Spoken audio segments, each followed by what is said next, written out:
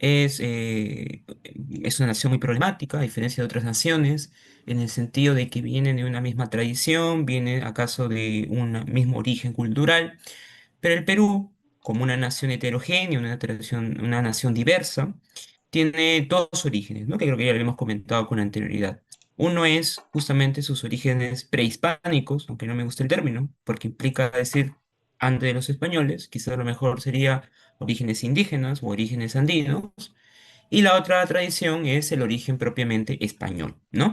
Entonces, cuando hablamos de literatura peruana, lo que hacemos es dividir justamente tres grandes etapas, ¿no? De acuerdo también a cómo ha ido creciendo el Perú, cómo se ha ido desarrollando, cómo consolidando esta identidad nacional, ¿no? Primero tenemos una literatura prehispánica, es una literatura que viene desde las culturas indígenas. Luego tenemos la literatura propiamente colonial, que es cuando los españoles ya han llegado al territorio peruano y por lo tanto han generado un cambio no solamente económico, no solamente político, sino también en el aspecto cultural, en el aspecto literario. Y por último tenemos una literatura republicana que hasta el día de hoy sigue permaneciendo porque todavía seguimos en un modelo republicano, ¿cierto? Entonces, ya centrándonos propiamente en la primera etapa, que es la etapa de la literatura prehispánica, habría que decir que justamente esta literatura es muy distinta a la literatura que van a traer los españoles. Eso se debe en gran parte debido a las diferencias culturales que hay entre las culturas andinas y propiamente la cultura occidental, la cultura española. El principal rasgo es, como acá no viene a decir el PPT, es que son composiciones netamente orales, ¿sí? Acuérdense que las personas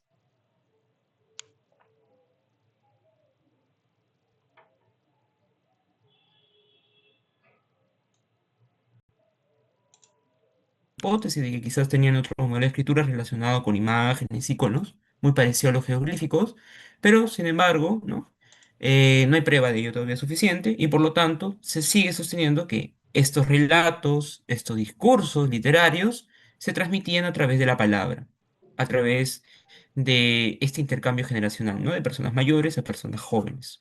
Entonces, eso principalmente, ¿no? Y eso se ve justamente, y acá tenemos una imagen de un inca, en ese encuentro que tuvieron los españoles con los incas, ¿no? Hay un evento crucial, si no me equivoco, en 1552, si no corríjanme, en donde los españoles se reúnen con el inca Atahualpa, ¿cierto? ¿En qué pueblo, no podemos decir ciudad, pero en qué pueblo se reúnen? ¿Se acuerdan? El inca Atahualpa con Francisco Pizarro y sus colegas, ¿se acuerdan? ¿Qué pueblo? Dentro del Perú, obviamente. ¿Te acuerdas o no? Clase de historia. ¿Se reúnen en Lima? No, pues Lima es una invención española. ¿Qué ciudad? ¿Qué pueblo? Cajamarca, ¿cierto? Para que no se olviden. Cajamarca. Voy a ponerlo ahí en el chat. Cajamarca. Se reúnen en Cajamarca con la intención de justamente establecer un acuerdo, una paz. No, como que Cusco, todavía no habían llegado al Cusco. Los españoles querían llegar al Cusco, ¿sí? Pero todavía no. Entonces se reúnen en Cajamarca y ustedes saben que cuando se encuentran, tanto el lado inca como el lado español, los españoles le ofrecen algo a Atahualpa. ¿Qué le ofrecen? Le ofrecen un caballo, le ofrecen una pistola, ¿qué le ofrecen? Le entregan algo como sinónimo de paz. ¿Te acuerdas? ¿Qué le entregan? ¿Qué objeto? La Biblia, así es, le entregan la Biblia. ¿De acuerdo? La Biblia. Muy bien. Entonces, cuando le entregan la Biblia a Atahualpa, ¿cuál es su reacción? Muchos me dicen, profe, la bota. Claro que la bota, pero antes de eso hace dos gestos. Mira, interesante. Primer gesto, se lo pone en el oído. Pone el libro en el oído. ¿Eso qué está mostrando? Que no tenía un conocimiento de la escritura, ¿cierto? Como vengo diciendo, sino que él confiaba que este aparato le iba a transmitir quizás algún mensaje, algún saber, y al no escuchar nada, porque los libros no hablan, ¿no? Luego procede a lo siguiente, ¿no? Dice, bueno, si no transmite nada, no tengo ningún conocimiento con eso, quizás es un alimento, lo lame. Y tampoco, un libro sabe horrible, ¿cierto? A ver, lame un libro, lame una tapa de un libro antiguo, ¿no? Cosido con cuero y eso. Para nada. Entonces, no es delicioso, tampoco obtengo ningún conocimiento con él porque no puedo escuchar nada, no sirve para nada, lo voto. Esa es la reacción de Atahualpa. Entonces, hay ese choque cultural entre las culturas andinas, que son netamente orales, contra las culturas, especialmente la española, que es una cultura escritural, ¿sí? Entonces, la literatura en ese sentido va a haber esa divergencia, ¿no? Pero bueno, pasando ya netamente a la literatura que había antes de la llegada de los españoles, habría que decir sus características, ¿no? Acá, por ejemplo, vemos que era una literatura agrarista, es decir, era una literatura relacionada con los trabajos de campo. Recuerden que el modelo económico que sostenía al Tahuantinsuyo y bueno, por ende también a las culturas preincas era justamente la actividad agrícola.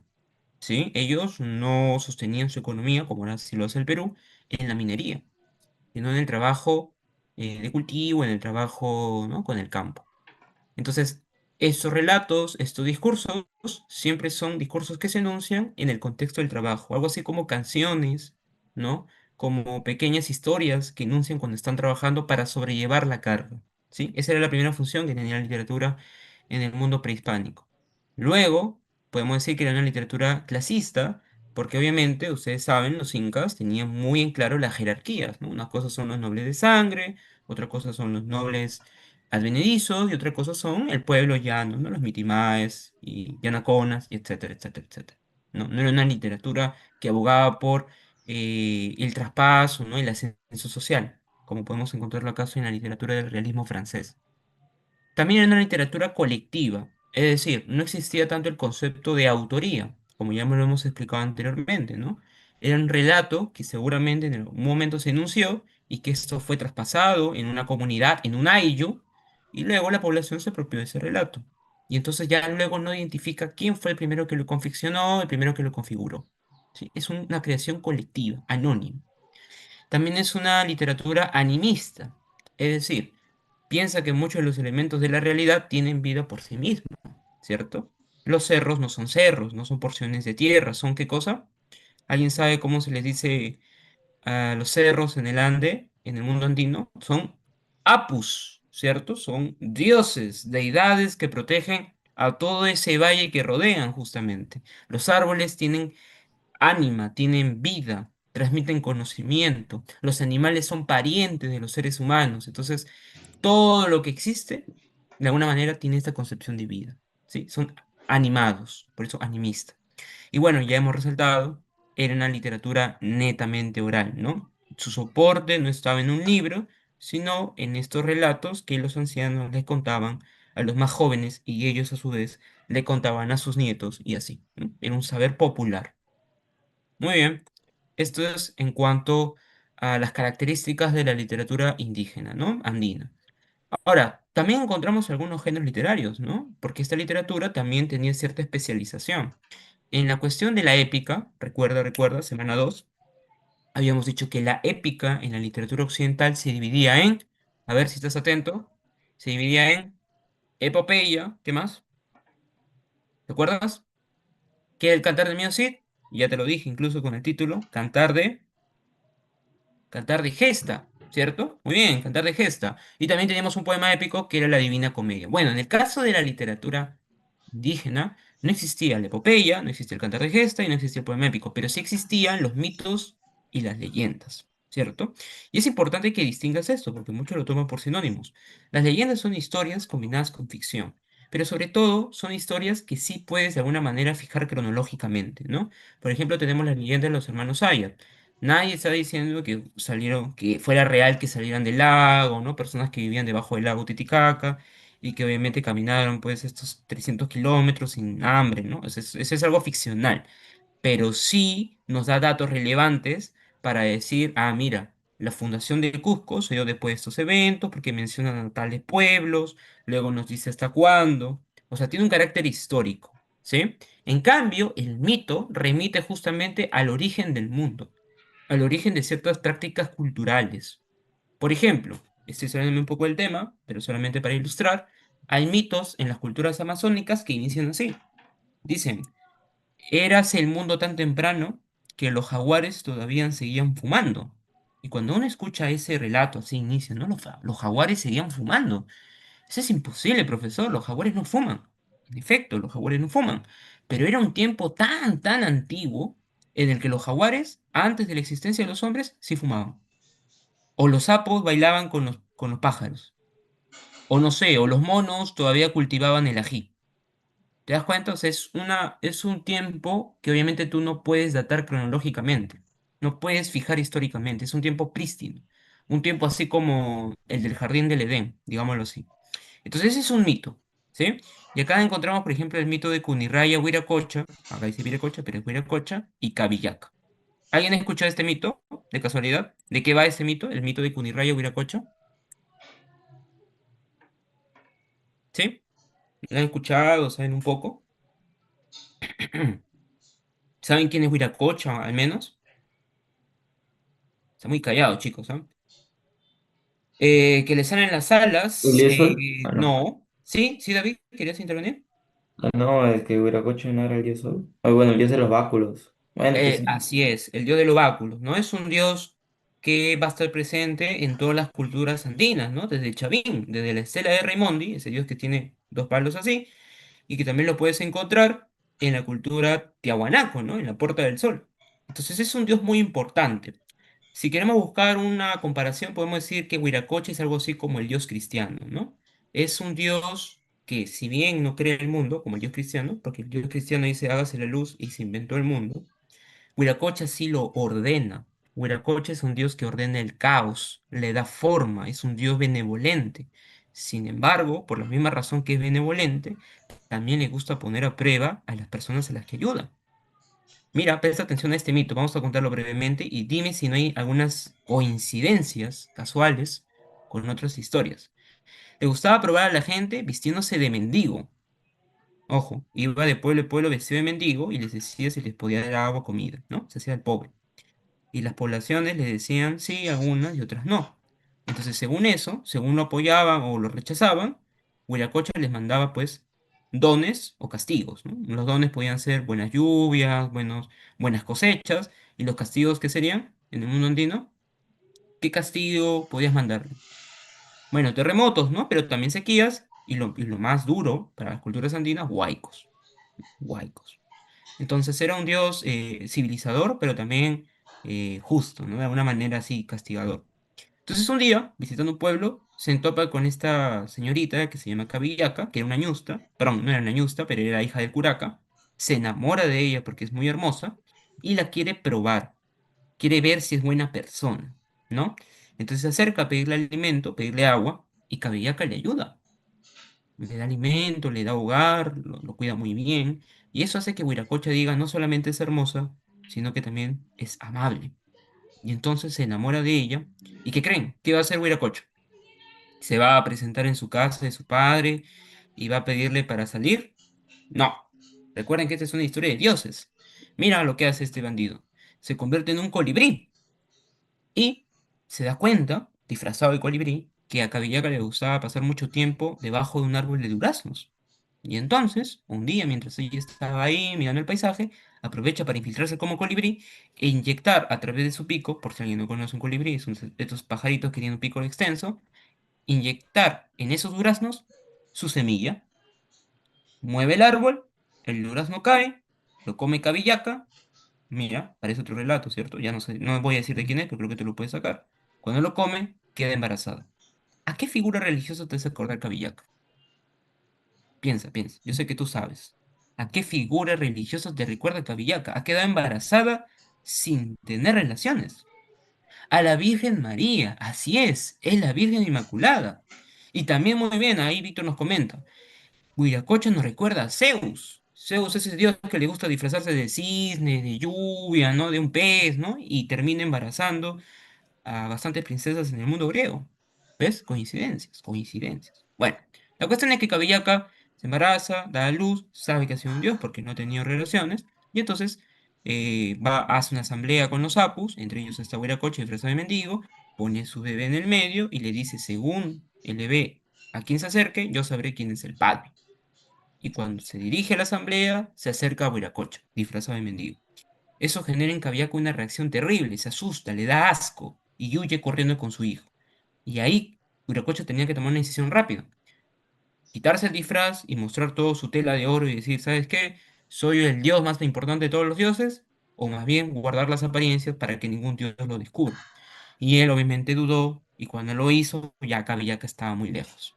Este mito nos explica incluso cómo las cadenas montañosas del Andes son así de estrepitosas, porque obviamente este mito nos cuenta la huida de Cabillaca hacia la costa. Y Cabillaca saltaba, corría, se movía, se ocultaba, bajaba, subía, y eso le dio forma a los cerros, ¿no? Nos comenta este mito. La cuestión es que al final Cabillaca llega a Lima, al distrito de Pachacamac, esas tierras se llamaban Pachacamac, ahora es un distrito, y pide ayuda a una diosa de las palomas. Y esta diosa le dice que puede ayudarla siempre y cuando ella no quiera volver a ser humana, ¿no? Y ella dice, no quiero volver a ser humano, quiero escapar de este hombre asqueroso que me ha embarazado no sé cómo. Y entonces le dice, está bien, métete al Océano Pacífico y ahí yo te ayudo. Cuando se mete al Océano Pacífico, ¿no? Cabillaca y su hijo se convierten ¿en qué? En islas. No sé si han ido a esa parte de Lima, al sur. Más al sur, creo que está más al sur de Villa María, ¿no? Ahí hay dos islas, dos peñascos. Ese es Cabillaca y ese es su hijo. El mito está explicando el origen de esas dos islas. ¿Te das cuenta? Bueno, Huiracocha llega, pregunta a la población que hay ahí, nadie le quiere dar razón. Los únicos que lo ayudan son el zorro y el cóndor. Por esa razón les da dos favores. Uno es el rey de los cielos y el otro es el animal más astuto del mundo andino.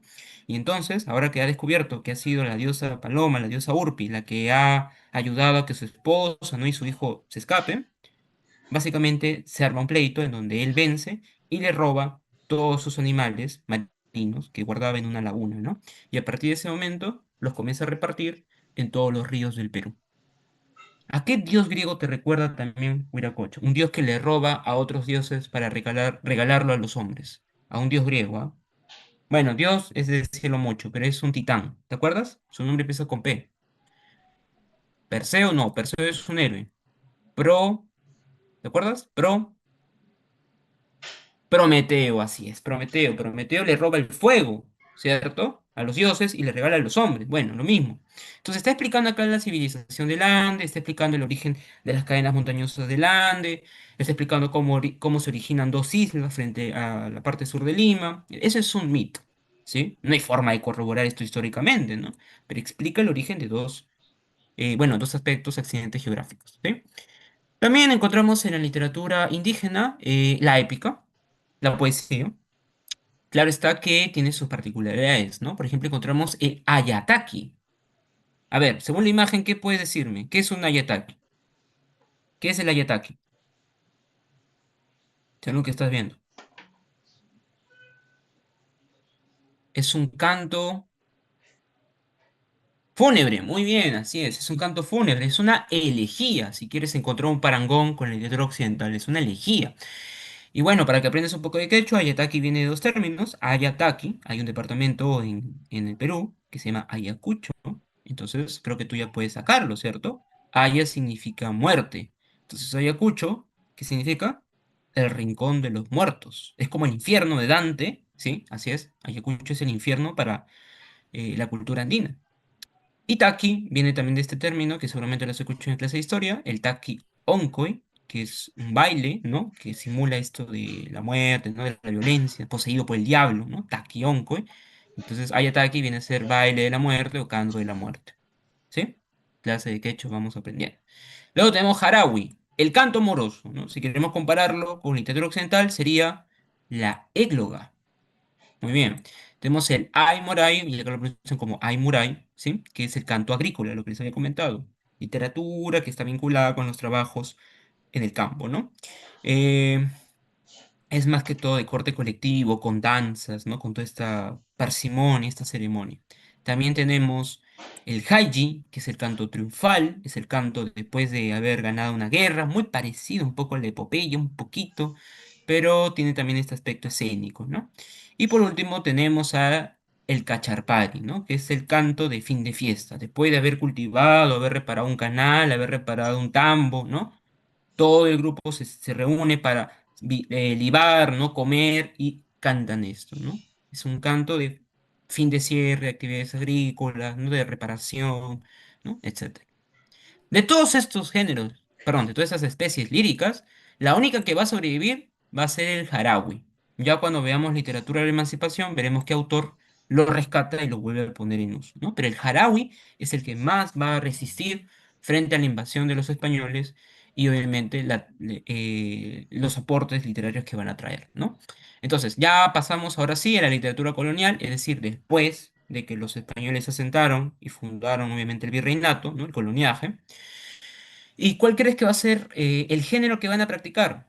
El épico, el lírico, el narrativo, el dramático. ¿Qué género van a usar al inicio de la colonia? A ver, los leo para no adelantarme. ¿Qué género crees que van a usar? Según sus fines, ¿no? Según sus necesidades, que han venido a una tierra nueva, ¿qué van a usar? El narrativo podría ser, ¿cierto? Pero el narrativo es ficcional.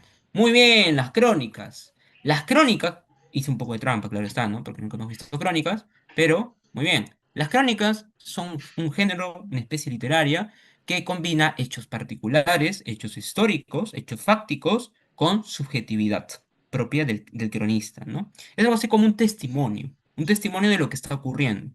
Los españoles, acuérdense, los que vinieron a América fueron personas de clase muy baja, ¿no? Incluso diría de clase lumpenesca, ¿no? Ladrones, estafadores, mercaderes, perseguidos por la justicia. Entonces, cuando vienen a América, se hacen ricos y obviamente quieren dejar algunos textos para testimoniar que ellos llegaron y fueron los primeros y que han encontrado todas estas cosas. Y estos libros, aunque no crean, van a ser un éxito editorial en España. Tanto así que los españoles van a quedar fascinados con las crónicas y van a verse incentivados a viajar a América. ¿Sí? Los primeros que llegaron fueron personas que no tenían nada que ganar ya. Tenían todo, nada que perder, más bien, perdón, disculpe. Ya perseguidos por la ley, iban a morir sí o sí, iban a cortarles la cabeza, o podían viajar a América. Las siguientes personas que vinieron a América son personas duques, condes, vizcondes, animados por las crónicas. ¿Sí? Entonces, el primer tipo, la primera tendencia de crónica que observamos en la literatura colonial es la crónica española. ¿Sí? Uy, entonces mejor retrocedo. La crónica española, por ejemplo, nos contaba justamente lo que encontraron en el Perú. ¿Y qué creen? ¿Qué van a decir del Perú? ¿Cuál va a ser su principal descripción? A ver, piensen un poquito. ¿Qué creen que van a resaltar del Perú? Los españoles, los cronistas españoles. Por ejemplo, Juan de Betanzos y Pedro Cicer de León, ¿no? Que son cronistas. Van a resaltar que este lugar es bello, van a resaltar que este lugar, no sé, es ordenado. No, muy bien, David. Van a resaltar que es un lugar lleno de oro, de plata, rico en minerales. Y entonces todas las crónicas van a enfatizar eso y van a hacer que otros cronistas en España, mira, mira, presta atención, vean la necesidad de escribir otras crónicas. Ahora, eso está mal porque se supone que un cronista es una persona que ha atestiguado esos hechos. Los primeros cronistas son personas que llegaron a América, pero va a haber otra generación de cronistas, los últimos, que nunca pisaron América. Solamente se van a ver motivados por las primeras crónicas, van a decir, yo también quiero escribir mi crónica.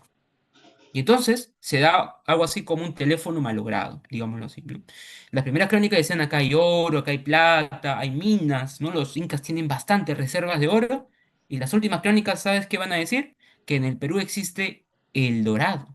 No sé si has escuchado esa historia. El Dorado, esa ciudad llena de oro, donde está perdida casi en la selva. Y si tú llegas, puedes pagar todas las deudas que tienen los países europeos, ¿no? No, no era en México, lo habían señalado al sur de América, ¿no? Y lo habían identificado como el Perú. Así es. Entonces, el dorado es una invención de las crónicas españolas, es una tergiversación, es una exageración. También decían, por ejemplo, que acá habían demonios, ¿no? Que acá habían, claro, hay una película de eso, ¿no? Basada en esa historia, que habían dragones, cuestiones que son falsas, ¿no? Eh, Claro, el Perú no era tan rico en oro, era más rico en plata, así es. Pero primero habían identificado al Dorado con el Perú. Después de las excavaciones, se dieron cuenta que el Perú era más rico en plata. Y esa historia obviamente va a quedar opacada, ¿no? Pero en un inicio, pueden revisarlo, lo identificaron al Perú con el Dorado, ¿no? Lo habían identificado. Por eso los españoles, Francisco Pizarro y etcétera, se vieron más motivados en venir acá. Bueno, retomando, bueno, eso es malo, ¿no? Porque estás inventando una idea que obviamente es distorsionar la realidad, pero lo segundo que fue más malo con las crónicas españolas es que no solamente exageraron las virtudes minerales del Perú, sino que también van a exagerar la perspectiva sobre los indígenas. Imagínate, eres un español que ha llegado a estas tierras, ¿no? Has vencido a los incas, ahora eres dueño de tierras, vas a ser un futuro hacendado y observas que hay comunidades, por ejemplo los mochicas, que suben a un cerro, algo parecido a un cerro, que es una huaca, y sacrifican niños, ¿no? Los matan con el tumi, les extraen el corazón y se los comen. ¿Cómo crees que van a describir eso en los españoles? ¿Cómo lo van a nombrar? Lo van a nombrar como infanticidio y como canibalismo. Y entonces, en las crónicas tú encuentras eso. Los indígenas son unas bestias, unos salvajes, unos bárbaros, tanto así que están llevados por el demonio, matan niños, comen, sacrifican, ¿no? No son personas de bien. Y entonces se arma la idea de que en estas tierras jamás existió civilización. Y hasta el día de hoy hay muchas personas que siguen afirmando eso, que le debemos todo a los españoles, que nos civilizaron, que estábamos atrasados. Y entonces surge como respuesta otro tipo de crónica, ahora sí, que es de Gómez Suárez de Figueroa, más conocido como el Inca Garcilaso de la Vega, que es la crónica mestiza. ¿Sí? La primera crónica española había exagerado, había distorsionado los hechos, ¿sí? Desde su perspectiva eurocéntrica de las culturas indígenas, y ahora viene el Inca Garcilaso de la Vega, que tiene la siguiente ventaja: es hijo de un capitán español, pero al mismo tiempo es hijo de una ñusta, una princesa inca. Entonces, él tiene acceso a todos estos relatos que ya te mencioné al inicio, ¿no? Mito, leyenda, los géneros literarios de la épica, de las culturas pre-incas y incas, ¿sí? Tiene acceso a todo eso por parte de su madre. Y entonces, y valga decirlo, él es descendiente de Huayna Capac, o sea, tiene sangre real incaica, ¿no? No es un indígena cualquiera, sino está vinculado con la realeza inca. Entonces, por este conocimiento privilegiado que tiene, en un viaje que hace a España para reclamar una fortuna, no voy a entrar en detalles a eso, se encuentra con estas crónicas, ¿no? Las crónicas españolas, las que les estaba comentando. Y lee sobre el Dorado, lee sobre los dragones, lee sobre principalmente que los indios son unos salvajes, unas bestias, que no son hombres incluso. Hasta ese punto se había llegado a afirmar, los indígenas no son humanos, ¿no? Son parecidos a humanos, pero no lo son. Entonces, eso le impactó a Inca García de la Vega y dice, ¿sabes qué? Yo voy a escribir un libro en donde se cuente la verdad sobre eso, porque están hablando tonterías y no tienen el respaldo suficiente. Y ese libro se llama Los comentarios reales. Entonces, cuando se dice comentarios reales, piénsese en el adjetivo real, no en el sentido de monarquía, no en el sentido de realeza, sino en el sentido de algo fáctico, algo verdadero, algo concreto, ¿sí? Son los comentarios que sí o sí no se puede discutir, ¿no? Y acá nos da dos partes, ¿no? La primera parte nos cuenta la historia del Perú incaico, es decir, toda la genealogía de los incas. No sé si tú te acuerdas en tu clase de historia en el colegio, seguramente te pidieron tu lámina Huascarán, ¿te acuerdas? Esa lámina en donde están todos los incas, ya. Toda esa genealogía de incas le debe justamente al Inca García de la Vega, porque él va a mencionar cada inca, cada función y qué aportó para la constitución del Imperio Inca. Antes de eso no había, solamente se sabía que había un tal Atahualpa, un tal Huayna Capac y a lo mucho un Tupac Yupanqui. Pero todos los incas anteriores, no. A ver, vamos a corroborar si es que se acuerdan. ¿Cuál era el primer inca? ¿Te acuerdas? El primer inca de todos. Porque los españoles no tenían conocimiento de eso hasta el Inca Garcilaso de la Vega. ¿Quién es el primer inca? ¿Quién es el que fue el fundador, el patriarca? Manco Cápac, así es, Manco Cápac. Y luego sigue Sinchirroca y bueno, luego siguen los otros incas, ¿no? Ya, ese es el linaje, esa es la primera parte. La segunda parte de los comentarios reales, lo que nos muestra es algo interesante. Nos explica por qué los incas, por qué el imperio del Tahuantinsuyo cae. Porque me olvidé de decirlo, en las crónicas españolas no solamente se salvajiza a los indios, sino que también se exalta las virtudes de los españoles. Jajaja, vinimos 200 españoles y derrotamos a 10 millones de indios. Somos el pueblo bendecido de Dios. No pueden con nosotros. España es más grande que cualquier civilización, etcétera, etcétera, etcétera. Pero eso es mentira. O sea, claro, tenían una ventaja militar, tenían una ventaja quizás tener caballos, ¿no? Etcétera, etcétera, etcétera. Pero, ¿cuál es la verdadera razón de la caída del Imperio del Tahuantinsuyo, chicos? A ver, miren el PPT. Ahí nos dice, parte 2, nos está señalando la causa principal de la caída del Tahuantinsuyo: las guerras civiles, ¿cierto? La guerra entre Atahualpa contra su hermano, ¿cómo se llamaba? ¿Te acuerdas? Empieza con H. Su hermano, Huáscar, muy bien, su hermano Huáscar. Entonces, esta guerra civil hace que el imperio se fragmente y que los españoles puedan convencer a ciertas tribus, a ciertos grupos, a ciertos curacas y poder derrotar, fragmentar al imperio del Tehuantepec. Muy bien. Entonces eso nos cuenta el Inca García de la Vega, nos da una razón más científica, digámoslo así, ¿no? No es que ustedes hayan sido el pueblo elegido y por eso lo derrotaron, sino que viene en un contexto de crisis. Y bueno, acá no lo menciona el PPT, pero que yo quería darlo como un dato. En la segunda parte también construye una suerte de catálogo gastronómico, ¿no? Lo que hace el Inca Garcilaso es decir, no solamente en esta tierra hay oro, hay plata, principalmente plata, sino que también hay insumos, alimentos que Europa podría aprovechar, que Europa podría importar. Por ejemplo, hay un alimento que se parece a una naranja, que es de color verde, dice el Inca García de la Vega, y que tú lo puedes echar a los mariscos. Y no solamente los purifica, es decir, los limpia, sino que también les da un sabor especial. ¿A qué alimento se está refiriendo? Es un alimento, muy bien, el limón, así es. Luego dice, hay un alimento que se parece a una piedra, que es sucio, pero que si tú sabes lavarlo bien y prepararlo con tiempo, con delicadeza, te puede quitar el hambre por horas. Y sobre todo, la ventaja de este alimento es que crece en todos los pisos. Puedes cultivarlo desde la costa hasta hace 5.000, 6.000 metros sobre el nivel del mar. La papa. Es la papa el principal alimento que el Perú le va a heredar a Europa. Y no estoy exagerando, pueden preguntarle a su profesor de historia. La papa, sí, cambia toda la base alimenticia, no solamente de Europa, sino de toda la humanidad, después de la invasión de los incas. Hasta ese momento, Europa sufría constantemente de hambrunas. Cada 30 años era normal que hubiera una hambruna. Y una hambruna es decir, no hay comida. No hay comida, pues mueren personas. Millones de personas. Fuera del hecho de su higiene que tenían los europeos, no voy a hablar de ese asunto, morían constantemente de hambre. Por varias razones. Por falta de agua, etcétera, y sobre todo porque sus alimentos, lo que cultivaban, pues obviamente eran muy delicados, no soportaban condiciones climáticas que cambiaban constantemente. En cambio, la papa es un alimento que puede crecer en las peores condiciones. Entonces, al traer eso, bajo recomendación de Inca García de la Vega, Europa supo sobrellevar las futuras hambrunas del siglo XVIII, del siglo XIX y del siglo XX. Entonces, el chiste de que Perú es clave, pues obviamente no está el chiste, ¿cierto? Muy bien.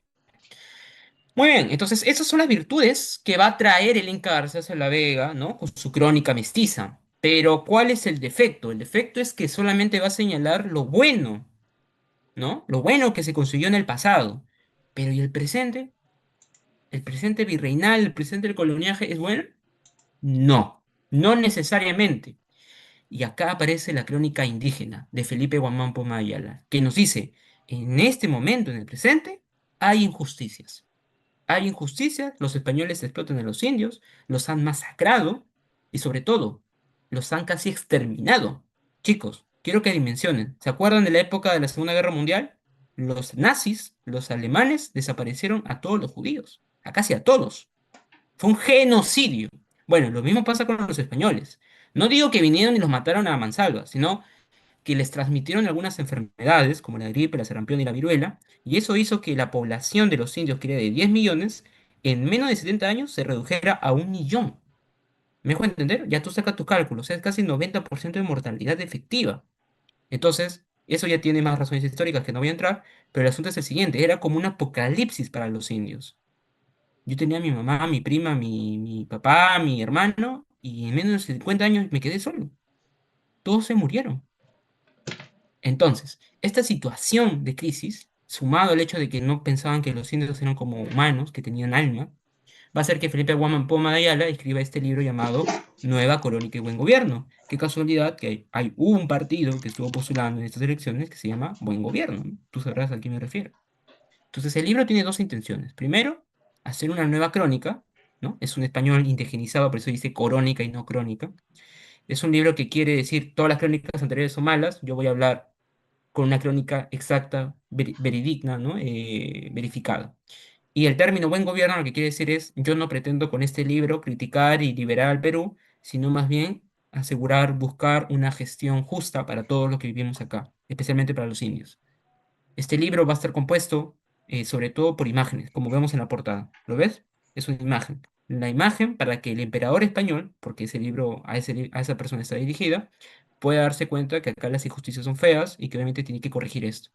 Lamentablemente no hay prueba de que el emperador español haya leído este libro, pues se extravía a lo largo de 300 años. Se termina encontrando en una biblioteca en una ciudad llamada Copenhague, en Dinamarca, ¿no? Entonces es un libro que recién hemos descubierto en 1911, más o menos. Es un testimonio de la época colonial que recién hace menos de 100 años le hemos encontrado. Eso nos dice mucho que hay varios libros todavía perdidos de esta época. Y bueno, entonces este fue el último intento de parte de los indígenas de mostrar resistencia y decir, ¿sabes qué? Tenemos derechos, somos humanos, y si se nos va a gobernar bajo un sistema extranjero, merecemos también oportunidades como los españoles, los criollos. Pero tú sabes en general que obviamente los españoles terminaron venciendo y bueno, los indígenas supieron resistir a su manera. Tanto sí que los españoles se van a dar cuenta incluso, por ejemplo, de que los indios en el día, en la tarde, eran bien católicos, bien fervientes. Iban a la iglesia, rezaban, hacían pues, tú sabes, todas las actividades que hacen los católicos, ¿no? Pero en las noches, dicen los españoles, y dicen los capataces españoles, que los encontraban escapándose, yéndose a las huacas que están destruidas, yéndose a los cerros. Ahí armaban con un mantel algo así como una mesa, ¿no? Y ponían sus hojas de coca, ponían sus artefactos, chacchaban, oraban a los apus. ¿Eso qué nos muestra, chicos? Nos muestra que los indígenas, de manera perspicaz, se dieron cuenta, si yo aparento ser católico, no voy a sufrir látigos, no voy a sufrir abusos, etcétera. Pero en el fondo, yo sigo creyendo en mis viejas deidades. Entonces los españoles se dan cuenta que el fierro, el golpe, la muerte, el abuso, no ha logrado calar en los indios el hecho de que cambien de mentalidad. Pero sí que va a hacer que cambien de mentalidad si yo infiltro mis ideas, dicen los españoles, a través de sus ideas. Es decir, las mezclo, hago sincretismo y por lo tanto ellos van a decir, oye, pero si esto es igual, ¿por qué me opongo a eso? Quizás es lo mismo solo con otro nombre. Voy a poner un ejemplo solamente para que nos demos cuenta de esto. No sé si alguna vez han ido a provincia y se han dado cuenta que cada pueblo tiene una virgen, ¿no? Fuera del hecho de que ese es otro asunto, ¿no? Pero cada virgen tiene, perdón, cada pueblo tiene una virgen, ¿no? Una de las vírgenes más importantes es la Virgen de Cocharcas. Si tú comparas la Virgen de Cocharcas con una virgen, no sé, pues de Lima, ¿no? Tú vas acá a una capilla. Las vírgenes que están retratadas en la costa son retratadas como una persona delgada, ¿no? Con un pequeño velo que la cubre, de blanco usualmente. Pero las vírgenes de los pueblos andinos son vírgenes con una capa bien ancha que la hace ver como si fuera un triángulo, así. ¿Por qué pasa eso? Algunos me dicen, profe, es que no sé, pues las personas del Andes son más anchas. No, eso es una exageración, ¿no? Lo que pasa es que lo que han hecho los curas españoles es poner la imagen de la Virgen camuflada, combinada en la imagen de ese triángulo inmenso que nos recuerda qué cosa en el Ande. Ese triángulo inmenso. ¿A qué te recuerda? ¿Qué representa ese triángulo? Según lo que hemos ido hablando. A un cerro, ¿cierto? ¿Y qué es un cerro para las personas indígenas? Es un apu. Entonces, mezclo la imagen de la Virgen María con la imagen del Apo. Por eso la capa ancha que parece un triángulo. Yo adoro a esa silueta que es un Apo y de paso también estoy adorando a la Virgen María. Y así por siglos, los indígenas asociaron Apo, Virgen María. Apo, Virgen María. Es lo mismo. Entonces metieron el cristianismo dentro del pensamiento indígena. Y esto es lo que va a pasar con la literatura que ahorita vamos a ver. Después de las crónicas aparece el teatro. ¿Ya? Yo sé que acá en tu PPT te dice incluso, mira, ojo, te dice autor anónimo, efectivamente. Las obras teatrales de la época colonial no tenían autor. Cuando tengas tu manual, creo que todavía no lo tienes, dice es anónimo, pero probablemente fue un indígena. Ya, eso es cuestionable, ¿no? No hay prueba exacta de que haya sido un indígena. Lo más seguro es que fue un español, un sacerdote español, o quizás un mestizo. Porque ahorita vamos a ver qué pruebas hay para eso, ¿no? En este teatro, en este caso Ollantay, los españoles van a camuflar, el sacerdote español o el autor mestizo camufló ideas propias de Occidente dentro de esta obra. Vamos a ver. ¿Te acuerdas más o menos de qué va esta obra, Ollantay? Ollantay, ¿qué papel desempeñaba? ¿Qué cargo tenía? ¿Te acuerdas? Ahí cerrando, chicos. ¿Cuál era su cargo de Ollantay? ¿Era un sacerdote, una mauta? ¿Qué era? Era un general, así es, muy bien, jefe de tropas, correcto. Entonces, lo que pasa es que Ollantay, él le sirve a un inca específico, Pachacútec, así es. Y Pachacútec, si tú has repasado muy bien tu clase de historia, sabes que es el inca que sabe, un momento dice, ¿sabes qué? Me harté, ya no quiero que los chancas nos sigan cobrando de alguna manera cupo, digámoslo así, ¿no? Los chancas venían, le golpeaban a los incas, y le decían, paga, básicamente cobra el cupo. Estoy harto de eso, decía Pachacútec. Voy a expandir el imperio. Y, bueno, lo vence, etcétera, etcétera, etcétera, y convoca generales para justamente expandir el imperio del Tahuantinsuyo. Esos generales, uno de ellos era Ollantay. Entonces Ollantay había ganado como 40 guerras para Pachacútec. Y confiado, porque dijo, yo soy uno de los hombres más importantes del Tahuantinsuyo, sin mí Pachacútec no sería Inca, ¿qué le quiere pedir? ¿Qué favor le quiere pedir a Pachacútec? ¿Te acuerdas? Le quiere pedir la mano de su hijo. ¿Cómo se llama su hija? La hija de Pachacútec, la ñusta Cusicóyotl. Así es. O sea, Ollantay quería hablar con Pachacútec para que le dé la mano de su hija Cusicóyotl. Y tú dirías, profe, yo creo que tiene sentido, ¿no? Porque ese es un hombre leal, es un hombre que ha ganado bastantes guerras, entonces, obviamente, le va a conceder ese deseo. Pero lamentablemente no es así, pues chicos. Las sociedades andinas son sociedades clasistas. No puedes escalar, no puedes mezclarte. Y Ollantay, si bien era un noble advenedizo, es decir, por sus hazañas, sus logros, no era un noble de sangre y por lo tanto no podía casarse con Cusicoyo. Igual así, Ollantay intentó. Se presentó en el palacio, estaba ensayando su discurso, lo que iba a decirle Pachacute, y se encuentra con su amigo Piquichaqui. Piquichaqui es un personaje así como un chasqui parecido, ¿no? A un mensajero, y que obviamente lo encuentra y le dice, oye, ¿qué estás haciendo? Y Ollantay le cuenta, ¿no? Mira, voy a pedirle a Pachacute que me dé la mano de su hija. Y Piquichaqui le reprocha ese intento. Le dice, no puedes pedirle la mano de su hija, ¿no? ¿Qué te pasa? No eres un noble de sangre. Y le comienza a soltar bromas. Bromas, mira, bromas. ¿A qué personaje te recuerda del teatro del siglo español? Lope de Vega. Al bufón, ¿cierto? Pequichaque es un bufón, solo que está camuflado ahí a través de la figura de Chasqui. Lo dejo ahí nomás. Ollantay al final lo bota y dice, ya déjame, yo voy a intentarlo.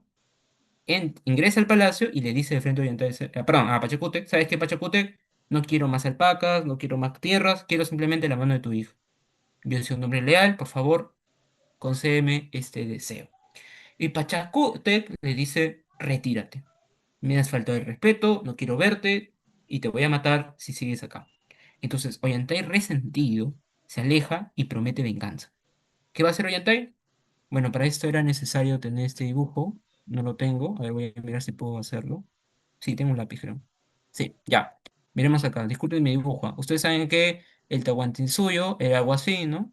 No soy experto dibujando, pero digamos que era así, ¿no? Y ustedes saben que el Cusco, ¿dónde está el Cusco? Está acá, ¿no? Es el ombligo, muy bien.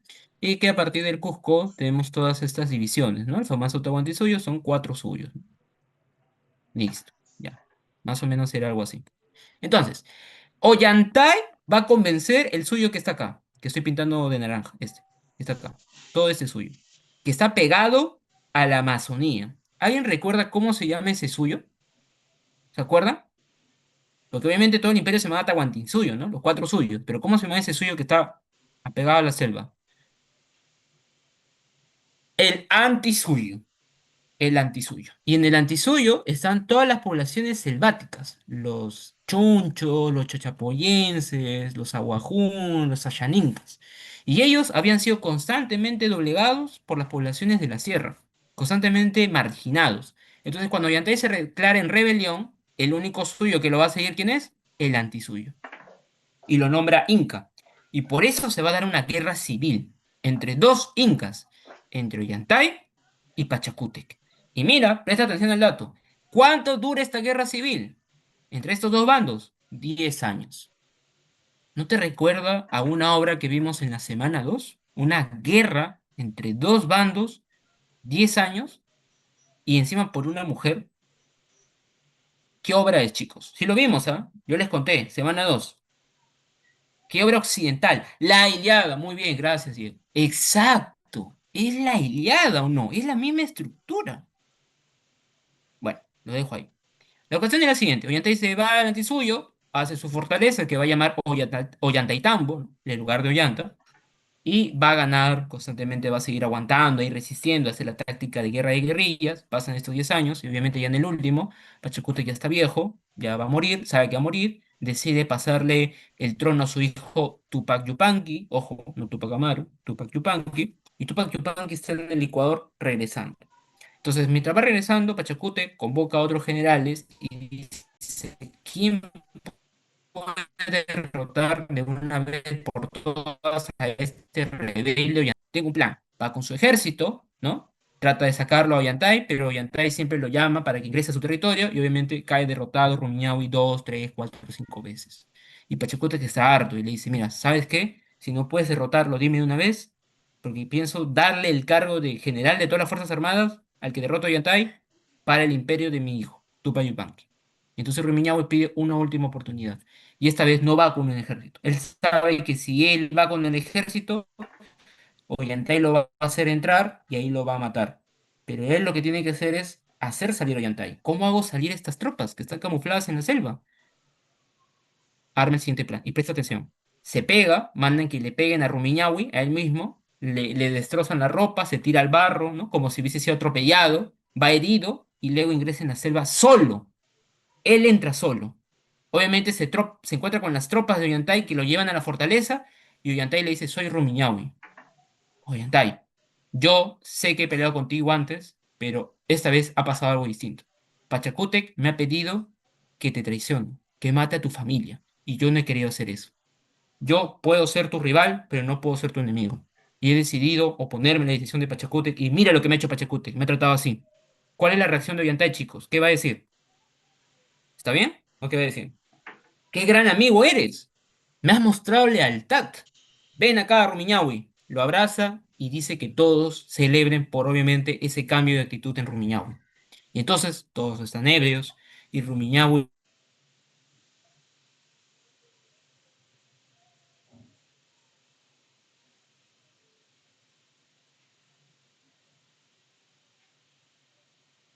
con la guerra de Troya, el caballo de Troya. Así es la misma estrategia. E ingresan, obviamente con una trampa, y luego le permite el ingreso al resto. Bueno, cayó Yantay, Rumiñahui lo va a entregar cuando está regresando al Cusco, no existe tren, no existe carro, así que demoran 2, 3 meses en regresar, y cuando llegan ya no está Pachacútec, Pachacútec murió. El Inca Tupac Yupanqui ahora es el nuevo Inca, y él ha decidido tomar una decisión con respecto a Yantay. Todos dicen que lo maten, por rebelde, pero mira, Tupac Yupanqui dice no, yo quiero descubrir las verdaderas motivaciones de por qué Ollantay se ha rebelado y le habla. Y Ollantay le dice, me he revelado porque tu padre no quería que me case con tu hermana, Kusikoyor. Tupac Yupanqui le dice, ¿pero quién? O sea, no la conozco. Y uno puede decir, profe, es un mal hermano. No, lo que pasa es que los incas tenían pues como 300 400 hijos, ¿no? Con cada hija de curaca de cada pueblo tenían un hijo para establecer alianzas. Entonces Tupac Yupanqui no reconoce a su hermana porque tenía como unas 100 200 hermanas. Entonces pide que la traigan, ¿no? La busquen en el palacio y cuando están haciendo esa labor, justo, hay una niña en ese palacio que tiene 9 años que siempre escucha a un fantasma gritar en las noches auxilio. Ya, pues chicos, no existen fantasmas en el mundo andino, ese es un rasgo occidental. Ahí lo dejo. La cuestión es la siguiente. Ella baja al sótano después de distraer a sus cuidadoras, a sus nanas, y encuentra a esta mujer que le termina revelando la razón. ¿Quién es? Kusikoyor. Y descubrimos que Ollantay no es que quería pedirle la mano para salir con la hija de Pachacútec, sino que le quería pedir la mano porque ya estos dos, Ollantay y Kusikoyor, tenían un romance secreto. Y entonces cuando Pachacútec le pregunta a su hija por qué te está buscando Ollantay, ella le dice, papá, lo que pasa es que estoy embarazado. Y entonces Pachacútec no podía permitir que su hija tenga un hijo con un noble bajo, porque obviamente ese niño era tan candidato, si era obviamente niño, era tan candidato como cualquiera de sus hijos o nietos al trono inca. Imagínate que el hijo de Ollantay gane el trono. La sangre de Pachacútec se pierde, y eso Pachacútec no podía permitir. Por eso la encierra. Entonces Cusicoyo le revela a esta niña, y la niña le pregunta, y al final, ¿quién fue, no? O sea, ¿fue niña, fue niño? Fue niña, le dice. ¿Y cómo se llama esa niña? Imazuma. Así le puse, me la arrebataron. Y esa niña que la había encontrado era Imazuma. Entonces hay un reencuentro madre e hija, se abrazan, la liberan y cuando salen del palacio, Ahí admito yo que es un poco forzado, porque cuando salen del palacio, justo, Tupac Yupanqui y Ollantay estaban hablando y ellos pedían que traigan a Cusicoyo. Entonces se encuentran, reencuentro familiar, me recuerda a la Odisea, ¿no? Odiseo y Penélope, obviamente que Penélope duda, pero Odiseo automáticamente la reconoce, la abrazan, a pesar de estar totalmente cambiada. Y ahí, presta atención a esto. Tupac Yupanqui, ¿qué va a hacer ante esta muestra de amor familiar? Va a decir, ya, bueno, váyanse, ¿no? Porque es un inca. No, se arrodilla, pide disculpas, llora. Y le dice a Ollantay, discúlpame por lo que te hizo mi padre. ¿Podrás perdonarme? Y tú dirás, profe, lo mínimo. Sí, pero es un inca. Y en la cultura andina, los incas no pueden ni pisar el piso, no pueden ni siquiera caminar. Cuando Atahualpa va a Cajamarca va en una litera, porque si pisa la tierra se destruye, así pensaban. Y entonces, que Tupac Yupanqui se haya arrodillado, ¿qué evidencia? Que no es pues un inca clásico según el pensamiento andino, sino a qué tipo de Dios nos recuerda. A un Dios benevolente, humilde, que busca el perdón, que cree en el amor en el prójimo. ¿A qué Dios te recuerda? A G, ya lo canté, ¿ah? G, Jesús. No, ¿cómo que Jehová? Jesús, efectivamente, Jesús. Tupac Yupanqui es Jesús, camuflado. Es los mismos valores. Incluso, mira el remate, una vez que Ollantay lo perdona, ¿qué le dice Tupac Yupanqui? Bueno, pueden seguir, ¿no? Obviamente no hace este gesto, no estoy exagerando, pero le dice pueden casarse, pueden tener su familia feliz. Monogamia. En el mundo andino la monogamia no era lo principal, incluso lo más común era la poligamia. Entonces son valores cristianos, camuflados en la obra que aparentemente le escribió un indígena. ¿Te das cuenta? Te hace odiar a Pachacútec y te hace querer ser como Tupac Yupanqui. Te hace creer esos ideales, el matrimonio católico. Bueno, esa es la obra Ollantay. O sea, el tema central es el poder, el amor. El autor es anónimo, la especie es un drama porque tiene partes cómicas, como también tiene partes trágicas, pero sobre todo tiene ahí un pensamiento cristiano, un pensamiento occidental camuflado en personajes indígenas. ¿Sí, chicos? Muy bien. Hasta acá nos vamos a quedar esta vez por esta semana, a menos que tengan consultas.